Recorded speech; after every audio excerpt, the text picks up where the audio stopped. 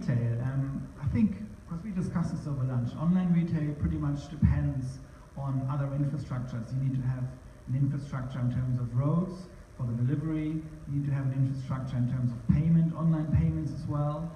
So how much of a challenge was it back in 2010-11 when you started out in India, and how much has changed to the present day?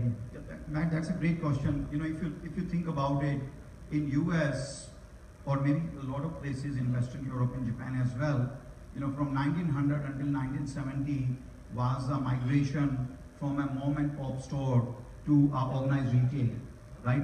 And then from organized retail came the catalog. Catalog trained courier companies that they can pick one item from single location and deliver at a nationwide level to the consumer location. So when e-commerce came in those countries, it was a natural evolution based on the Darwinian theory. And in India, we have not seen organized retail revolution. Only 10% of the total retail is organized.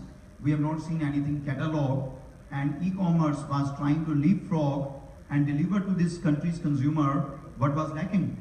So because nothing else had happened, to answer your question, when I started Shopclues in 2011, the fulfillment,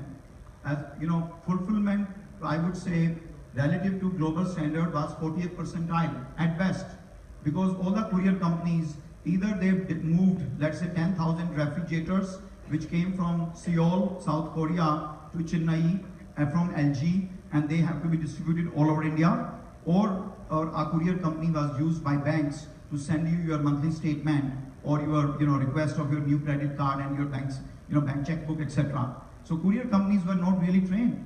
And then in terms of payment, I remember, I spent 18 years of my life in the internet, primarily in Silicon Valley, and I was very surprised to see there was almost 20-25% failure rate that time, and in US, even 1% failure rate will not be acceptable. So the payments and it was very rudimentary payment infrastructure. Most importantly was India has 45 million SMEs. Out of them, roughly 15 to 20 million sell something for a living, right?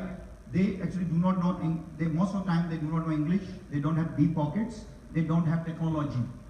And India did not have any other marketplace which would have trained them to sell online, leverage a very efficient distribution system, rather than waiting to become less relevant as Tesco, Carrefour, Walmart, or the words come in this country.